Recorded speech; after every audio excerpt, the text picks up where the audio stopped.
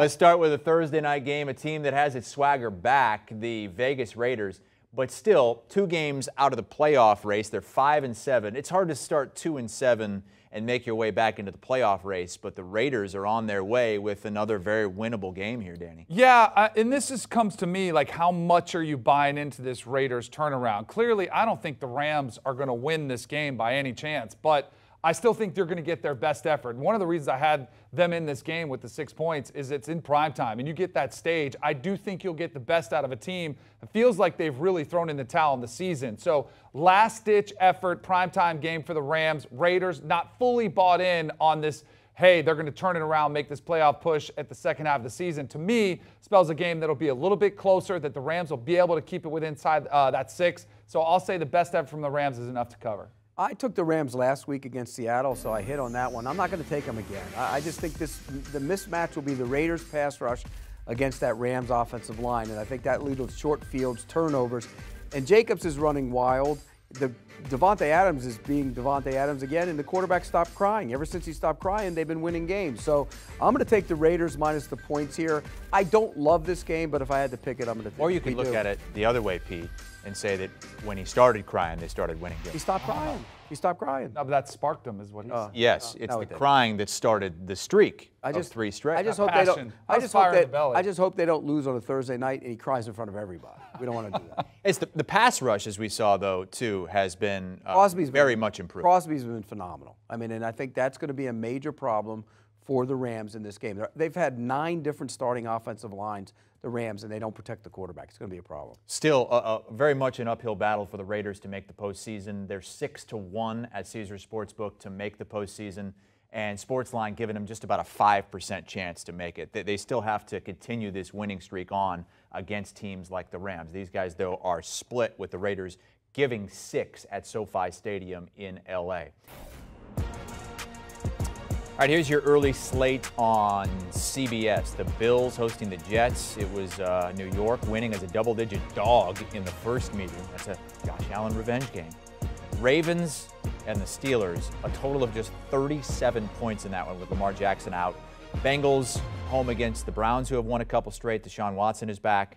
And the Titans have just fired their general manager hosting the Jaguars. Let's start with the Jets and the Bills as we pick every game against the spread here with Danny Kanell and Pete Prisco.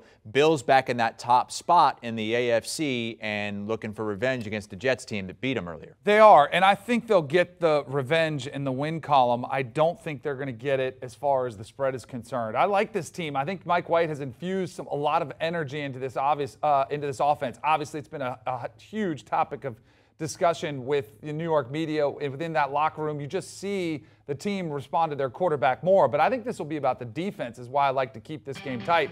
We saw the problems that Josh Allen and the Bills had protecting him the last time against this defense. Robert Saleh knows he has a formula to at least slow down this attack. So I do think they'll be able to keep it in this number. And Josh Allen, I think this is a really critical swing for them, where I do think they have to get back on track. And last week you saw a team that felt like they were back in the right direction. We saw it last year with the Rams. They lost 3 games in a row. Matt Stafford was struggling with interceptions. Similar to the Bills team, lost a couple games in a row. Detroit on Thanksgiving wasn't the most impressive performance, but they found a way to win. It feels like it's going to propel them into a solid back end of the season. But as far as this game, I like the Jets here. This is a big number in a division rival game. I'm laying it. The Bills have had their little hiccup, and one of those hiccups was against the Jets. And remember, he played with a bad elbow in that game. It's been healed now. He's had time off. They played last week on a Thursday. He's had plenty of time off. I'm not worried about Josh Allen anymore. And the Jets are playing back-to-back road games. It's always tough. And at some point, let's be real, at some point, and I know he's a kid from down here, Mike White's going to become Mike White. Let's be real. It always happens. These backup quarterbacks come in off the bench, and nobody has a lot of tape on them, and they play well. But at some point, Mike White will become Mike White, and that'll happen here. I like Buffalo minus the points. You know what? One of my favorite matchups in this game, and he's been phenomenal all year long, maybe one of the best rookies in the entire league, is Sauce Gardner against Stephon Diggs. He's gone up against the best wide receivers in the league, and kept him But he in doesn't. check. He very doesn't travel respectively. with him though. They keep Right, him on but the when side. he does get that Yeah. matchup, he's pretty special. By the way, did Mike White go to your high end? No. I think he actually went to a higher end high school. Actually. Oh, even high. Whoa. Different levels. Yeah, I went to a tiny school right down the road. We Yeah. only had Where like you 65 people had in to our. wear a tie every day. Yeah, like that's Zach right. Aaron Oh, yeah. now. No turtlenecks Dress allowed. for the job you want, not the job you have. Yeah. Next game at 1 o'clock Eastern time on CBS. It's the Ravens who are 8-4, but struggling. Lamar Jackson has the knee injury. He's likely going to be out for this game, maybe more. So it's Tyler Huntley likely getting the start against a Steelers team that's starting to get a little bit of momentum and at home. They are, but I'm still not a believer in the Steelers as far as this game goes. I think their defense will have some issues.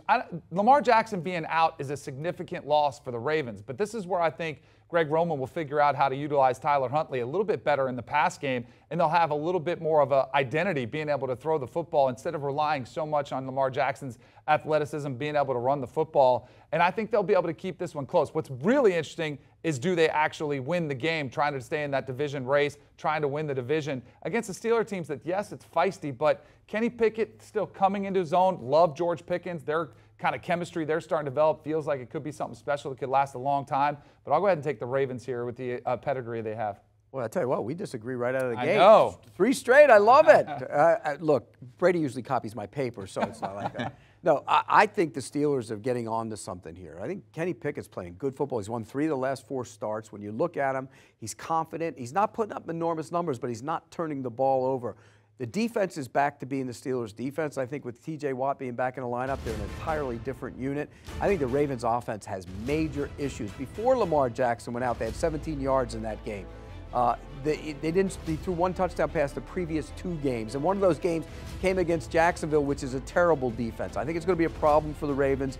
I'm going to take the Steelers. I think they win this game. And by the way, the Steelers are in the playoff mix if they win. They're right there with the Raiders and the Browns. Yeah. They're all sitting there at 5-7, 2 games out with a handful of games to play. Not much breathing room, though, with a month to go in the season. Let's move on to the Cleveland Browns, who are 5-7 overall, taking on a Bengals team that's tied with the Ravens in that division. But at this point, how could you not pick Cincinnati to end up on top of this division the way they're playing right now? You can pick them to win the division. I would. I think you'd be foolish not to. But as far as this game goes, I look at Deshaun Watson, and as somebody who missed 700 days of playing football, he's going to need some time to get acclimated. And I think as that process unfolds, he'll get more comfortable in the system just at NFL speed. He'll get more comfortable with his new teammates in live action. Joe Burrow has been phenomenal. He's played himself into the MVP discussion. I don't think there's any threat that the Browns could actually win this game outright. But to me, this will come down to a field goal. I think it'll be a back-and-forth matchup as the Browns kind of continue to find their identity and shape for the future with Deshaun Watson. Yeah, Deshaun Watson was terrible last week. Yeah. I mean, there's no other way to sugarcoat it. Didn't you expect him to be, though? Yeah, I did. Yeah. I expected him to be terrible early on. I thought he would adjust, and he didn't. He was bad the whole game. It was not a good performance by him. Joe Burrow's never beaten the Browns. I mean, that's incredible. And there's going to be, this sounds crazy because you're playing a division rival, it's in state. There's going to be a little letdown after what they did to the Chiefs last week. I think that's a natural thing. So combine all that. I know they're bad defense for the Cleveland Browns. So I agree. I see your paper. You have the over in here as well. I like the Browns to cover the number and the over. The Bengals will win, but it's going to be a tight game. Interesting. You saw that number. The Bengals have covered 17 of their last 20 games dating back to last season. Let's move to the Jags at the Titans, and a big shocker earlier in the week, the Titans getting rid of their general manager after a 2-game losing streak. Yeah, that was a surprise. One of the more shocking stories we've seen, especially the timing of it right here in the middle of the season. I get it was an embarrassing loss to the Eagles, but still, to fire your GM at this point didn't make a lot of sense. And it does make me wonder, like, is there something more going on behind the scenes? It's probably more of a relationship deal with Mike Vrabel and Robinson there in the front office. But when I look at this game, I think you see 2 teams that are coming off maybe their worst performances of the year.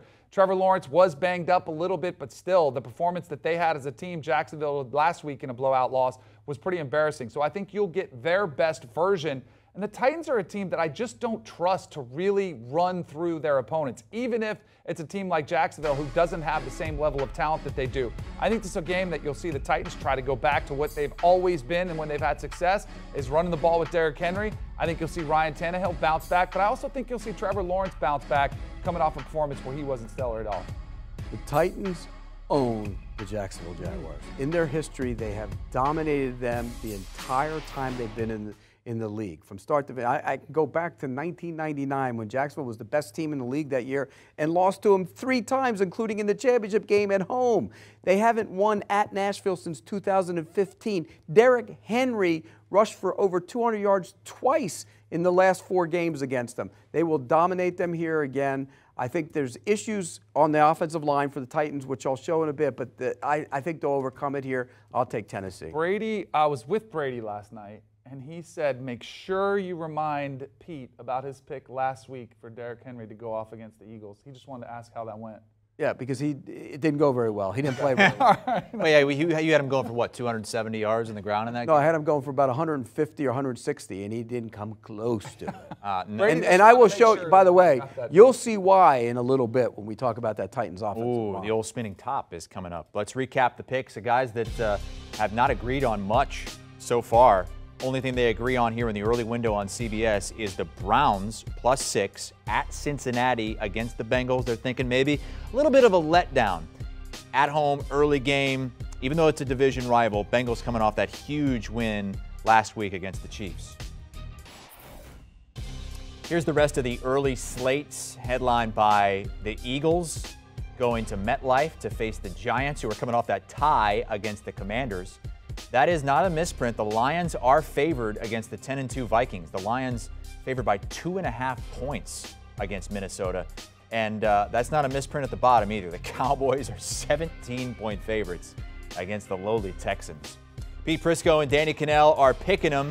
And it's Jalen Hurts going back to MetLife. Last year, it was maybe his worst game as a pro quarterback. Career-high 3 interceptions and a career-low passer rating in that game. You're not going to see that version of Jalen Hurts again. I can promise you that. I mean, this quarterback has played himself into the MVP conversation and might end up winning it when it's all said and done. His offensive line deserves a ton of credit, the job they're doing up front. And this team is having a ton of fun when they go out there. I mean, they're just really reveling in the success they're having this season.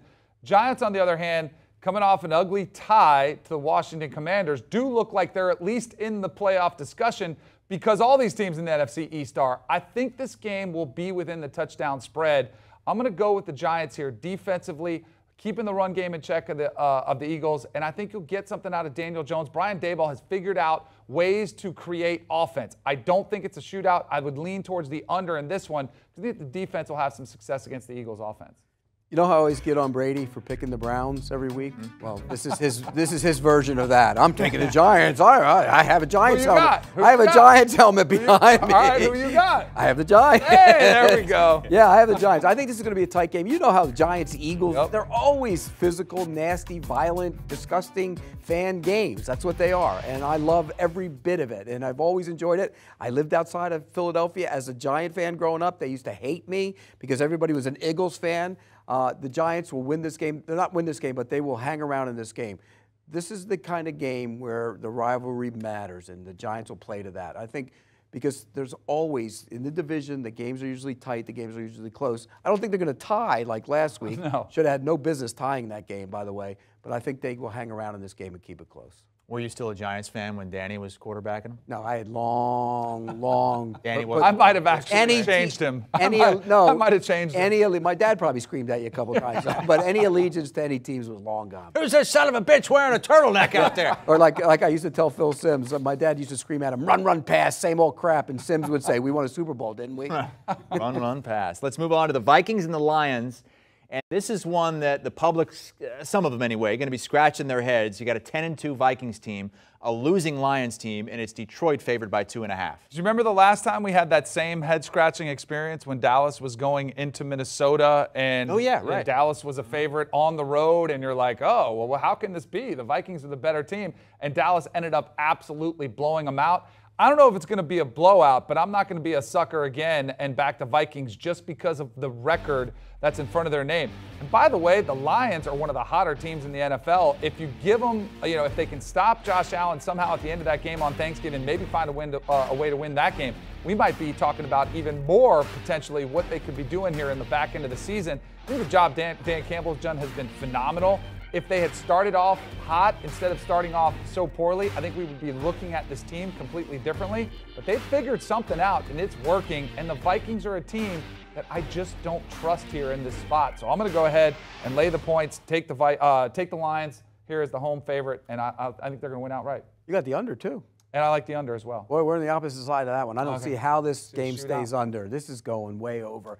Both defenses are bad. Even though the Lions have improved, they've been much better on defense, no question about it. The Vikings play that soft shell, and they're not very good at it right now. So I think there's going to be a lot of points. But I'm with you. This line looks stinky. This is one of those stinky lines when you look at it, you go, oh, there's no way this can be that way. Well, there is, because the Lions can score. Jared Goff is having a heck of a year. He doesn't get the credit he deserves. I think the Lions win this game. I love this. Glazed look for Kirk Cousins? No, it's not defined as a big game, though, is No? it? It's a big game for the Lions. It's not necessarily a big game He for could the still Vikings. have a glazed look even if it's not a big game, right? If 4 plays in, you'll be able to tell. You'll be able to tell. Because if it goes bad 4 plays in, he ain't coming out from underneath it. What is the glazed look? What why does he have it sometimes? It's a little bit of a shell-shocked look. I think it comes with pressure. You know what it is. Yeah, I had it a lot. I definitely I didn't mean it that way, but if you're going to take it, you got it. Absolutely. No, but you start getting hit, it's a confidence thing. I think he's very much, you either have it or you don't. And when Kirk Cousins have it, he's as good as almost, I won't go and say he's an elite quarterback, but he's consistently in the top 10 of every passing category for a reason, because he is a pretty good quarterback. But when he's bad, you see it going off the rails, and it just becomes a funk that he goes into, and he has a hard time playing himself out of it during the game. You know what I always say it is? It's coming out from underneath your own crap. Because if you make a mistake, you have to be able to come out from underneath that, and he doesn't. Coming out from your own crap? Yeah, your mistakes, your crap. I did think that, and Kevin O'Connell was very concerted in remember the game ball he presented him on Thanksgiving night, and he made a very, he pointedly said, this game kicked off at 7:05 p.m., so you silenced your critics. The fact that they're mentioning that means something. Correct. They're trying to it's in their help heads. them over that hump. But this game's at 1 o'clock. I still think the Lions are going to win. I think the Lions win too, because he might not be able to come out from underneath his own crap. All right, let's move on to the biggest spread of the year if it holds. Cowboys -17 at home against the 1-win Texans. It's the NFL, man. I mean, that's basically where I look at this line and say it's just too many points. I know the Cowboys are good, and I know the Texans are atrocious right now. But at some point, you've got to look at a team playing inside your state that you're going to get an effort out there. Ooh, that at least rivalry game? I wouldn't go that far, but I would at least expect some pride. These guys are playing for paychecks. And when the season's gone this far south, I think you got to have Lovie Smith basically saying, hey, you may not be playing here next year, but you need to put out some game film and have some pride. So I think the Texans will put up a good enough fight to keep it in this one. The Cowboys, I don't think have any chance of losing this game. I think they win maybe by 2 touchdowns, but 17, until I see it out there repeatedly times where teams, you see numbers this big and they're covered, I'm going to take the underdog every time just on principle. I've never been to Cabo, but the Texans are already there. Yeah. I mean, they're done. They've packed it in. They're done. They're finished. And 17 points sounds like a lot until you look up and it's 14-0 in the first quarter and you're going, that 17 is not quite as much as I need. I'm usually with you. I hate laying the big numbers, but I'm laying it here. That pass rush will get after the quarterback. They'll turn the ball over. But the Cowboys have had games in their history when they're at home and they're big favorites and they look up and you go, oh no, they're in a match or in a game, and next thing you know, they might lose that game. They're not losing this game, but I'm still going to lay the points. I can't take the 17. I know. Even in an in-state rivalry. This is one where I take them and I'm not going to watch. It's going to be ugly and you kind of hold on because I think it's going to be really tight to this number. Or you see the Cowboys absolutely destroy or the back them. door. No, the back door cover could be there too. Yep. Or the Cowboys could be losing going into the fourth and still win by 30. Right. Last week they just went crazy in the fourth. Let's recap the picks from Danny. Hey, Brady Kanell. Oh, Brady. Is Brady going to write in his picks? There is a Brady Kanell. I have my daughter. That's right. Danny and Pete on the Giants +5 and the Lions -2.5. That's in the late afternoon window on Sunday. The Niners favored by 4 at home. We also have the Chiefs visiting the Broncos. First matchup between those two teams. And the Panthers and the Seahawks. Seattle right in playoff contention there, chasing the 49ers in the division. Let's start with the Bucs and the Niners, 4:25 Eastern Time. Brock Purdy, likely first start. Tom Brady, 7-0 against players making their first start, but he's never been an underdog against a rookie like that. Yeah, Brock Purdy came out, and I thought he looked pretty good in relief to Jimmy Garoppolo in that emergency-type situation when you're pulled off the bench. I actually think that's a great situation to be in as a young quarterback. You don't have time to think about anything. Next thing you know, you have a clipboard, and then you're in the game. You don't have time to think. You don't have time to get nervous. You just call the plays, and you try to execute them. And he did a good job in that situation. This is completely different, though. You're going to get asked about playing against Tom Brady all week. You're going to take the first team reps. If you miss a throw, what does this mean? Teammates start to look at you differently. You all of a sudden are the face of the franchise. I don't think Brock Purdy's going to play great. I don't think it matters. Pete, whose offense do you think is better, the Bucs or the Dolphins? Dolphins. Pretty easy, right? Yeah, it's the Dolphins. I think this game is about the 49ers defense. They shut down, at least held them to 17 points, the Dolphins offense last week. I think they completely dominate this game. I think we're all going to get a little bit sidetracked because of what transpired in the last couple drives last night. But up to that point, I think you're going to see that Bucs offense against this San Francisco defense. And I worry about Tom Brady because I think Nick Bosa is probably going to add to his, NFL leading 14.5 sacks. I think it's going to be a long day for Tom Brady. I don't think he's going to be able to bring this team back. So I like the 49ers to cover in a lower scoring game. You know how you always say, I said, you come out from underneath your crap? Well, Brady did. Yeah. He really did because he was getting brutalized. They were hitting him, and I'm with you. I think this 49ers defense is going to just get all over him. This offensive line is terrible. The right tackle, Josh Wells, filling in, not good. Left tackle, more holding penalties than anybody in the league. He had 2 on Monday night. The interior isn't very good as well. I think this is a bad matchup. But Brock Purdy's going to fit with what they want to do. He's smart. He's confident. He plays with a little bit of a swagger. And Kyle Shanahan will find ways to make it easy on him. But can you take them as far as Jimmy Garoppolo could have taken them? No. He's not as good as Jimmy Garoppolo. No. Not Nowhere close. No. And there's an experience factor here. Garoppolo's played in this system a long time. It's one of the things, you're 100% right. Kyle Shanahan's going to put Brock Purdy in a good position to succeed, but you still are a rookie. He's going to make mistakes. To me, the importance in this game, don't make the big mistake. But there are going to be games when you're going to ask him, got to do a little bit more. That's when you worry about the rookie mistake coming out to bite him. With Garoppolo, at least you've got consistency. You know what you're going to get. He's been in the bigger situation before. I think it'll be really interesting to see how he does this. The guy across the sideline way back in the day came in with no experience and actually went to the Super Bowl with a team once and won it. And was drafted way back. Is that a prediction? No, but I thought this team was going to be the Super Bowl team from the NFC until Garoppolo got hurt. I can't say that now because I want to see Purdy play. You mentioned it. Teams figure you out. That's what they do. They'll figure. You might come off the bench like Mike White's come off the bench and done some good things. They'll figure you out eventually. And if you're good, that'll show up. If you're not, then you get exposed. See if they hang on to the division lead. They have a 1-game lead now over the Seattle Seahawks, who currently hold the last wild card spot in the NFC. Seattle is at home against the Panthers, and they're given 3.5. I'm trying to decide if this is more about the Seahawks and the job that Geno Smith has done, which has been phenomenal, and the job that Pete Carroll has kind of revamping this roster, making the right move to move on from Russell Wilson, finding a running back like Kenneth Walker III, building a defense that all of a sudden, reminiscing of Legion of Boom, it's not quite that good yet, but you're going with younger talent. Or if it's about how bad the Carolina Panthers are. I'm a little bit surprised this number's only 3.5, especially with a team having to travel across the country to face the 12th man. But I'm going to go ahead and lay it with the Seahawks and trust that they kind of keep continuing to build on the season that they've had so far. I think this number's 3.5 because their Seattle defense is awful. I mean, they made the Rams look good on offense at times. Sometimes that's hard to do.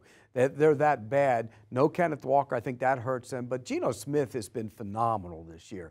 Geno Smith's making the most money he ever made in any season. You know how much he's making? $3.5 million. That's one of the great bargains in this league. He's going to make about $20 million a year next year because I think he's going back to Seattle. He's earned that contract. He will play well enough to win this game. They cover the number. All right, the CBS game coming up right before the Panthers-Seahawks game, which is at 4:25 Eastern Time, is at 4:05. And going into the season, we thought this would be a marquee matchup. It ain't no mo. Broncos 3-9. Pete, you buried the Broncos this week. You could have buried them 3 weeks ago. What took you so long? Well, they asked me to bury that team this week, so I buried them. I'll bury whoever you tell me to bury, I'll bury. Okay, no. bury the Chiefs. No, you can't bury them. They're not buriable. You just said whoever you asked me to bury, I'll bury them. Within reason, Chris. Look, the Broncos stink. The offense is terrible. The quarterback is awful, and they have to pay him. It's one of the all-time worst trade. No, it is the worst trade and pay deal in the history of the NFL. He can't move anymore. He doesn't get outside the pocket. He's been exposed for what he is. When he could get outside the pocket and make plays, he was fun. He was exciting to watch. Now he stands in the pocket and he can't make plays because he can't see over the line, and he's not a great in-the-pocket quarterback. And this should be a cautionary tale to all those quarterbacks who move to throw and move to run. Eventually, it'll go away. You don't get faster when you get older. You have to make plays in the pocket. So Russell Wilson's a disaster. The Chiefs will win this game and bounce back and cover the number. I'm going to say the Chiefs win 27-20. So you get a cover from the Broncos. Wow. Yeah, I think the Broncos are going to at least be able to division rival. It's been atrocious. You are 100% right.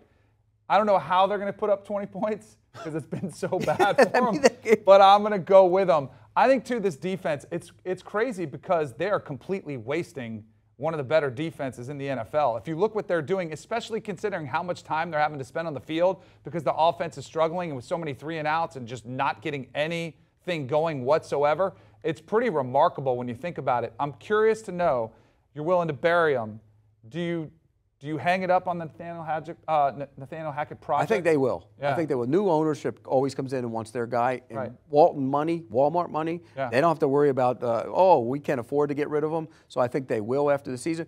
The quarterback's the problem. You're stuck with him. You do. So you think it's all him. You don't think he can play himself out of this next year? No, you think it's done? I think you're stuck with him. He's a shell of himself. I don't say it was the worst trade in NFL history? For a trade and pay. Okay, so there's a little caveat. Yeah, because you're trading and paying. Usually when you make those deals, and by the way, Alvin Harper was a terrible signing back in the day, but they didn't trade for him. See, there's a difference. Remember Alvin Harper, number 1 wide receiver signed, he couldn't play. When you trade for a guy and you pay for him, that's the deals that usually go bad. Terrible, worst in history. And I don't think it's changing. Yeah. By the way, the Chiefs are on back-to-back roadies. Back-to-back roadies. It doesn't matter. Altitude, watch out. They're going to have trouble breathing. If the Chiefs had won last week at Cincinnati, I might be with you on the other side, but I think the fact they lost that game gets them back refocused. And now they've lost their positioning in the AFC as well, with the Bills now taking over the bye position because of the head-to-head over Kansas City. Recapping a couple of agreements here. They like the 49ers -4 against Tom Brady's Bucks, and the Seahawks -3.5 against the Panthers. All right, here's a look at the primetime games, Sunday and Monday. Sunday Night Football is Dolphins -3 at Chargers with a total of 52, and Patriots Cardinals is the Monday nighter. Okay. Let's start with a Sunday nighter with Danny Kanell and Pete Prisco. I'm Chris Hassel. The Chargers 1 game behind the Jets for that last playoff spot. I don't know if you guys listen to the Cover 3 podcast. My guy Chip Patterson hosts it for us. Never miss it. There, he says, gut check time for a lot of teams. This, to me, is gut check time for the Miami Dolphins. And I think this is going to be when we really find out exactly what this Dolphins team is made of. And Mike McDaniel, as a head coach, very player-friendly. Love what he's done for this team. Love what he's done offensively. But when you're that type of coach, when everything's good, it's great. He's funny. Those little bites when he's talking to two in the headset, it's hilarious. Everybody loves it. How do you get your team to respond when you've been punched in the mouth the way they just got punched by the 49ers? And yes, the score was a little bit misleading, but still, the game got away from them, and it did get sideways, and that offense was held in check, and Tua did have probably his worst game this season. How do you respond in this situation? Until I see it, I'm very curious to see how they face up against this Chargers team that's still very much in that playoff, a little bit more desperation to them, where I think the Dolphins are probably in a little bit more of a, things will be okay, we're chill, it's okay, we're all good. That was a great defense. I think they better be ready to go, or they're going to find themselves a wrong end again this one. So I'll go ahead and take the Chargers in this one. You know, I'm going to close my eyes and imagine if Justin Herbert played for Mike McDaniel with Tyreek Hill and Jalen Waddle, and just wonder what that would look like. Because it's criminal what the Chargers have done to him. Yeah. Terrible. This guy's a down-the-field thrower. He's got the rocket for the arm, and they've turned him into a guy with a pop gun arm. It's just ridiculous, and I don't understand it. I never will. But having said all that, Miami's defense is bad. It's not a good defense. You saw Brock Purdy go in, throw for over 200 yards and 2 touchdowns. I think in this scenario, I think they're going to finally let Justin Herbert show what he can do, and he's going to throw the ball all over the place. So I'll take the Chargers with the points as well. Who would you rather have for your franchise? I've stuck to my guns the whole time. I was a Justin Herbert believer coming out. I would stick with him. I think the upside is more there. I think durability is more there.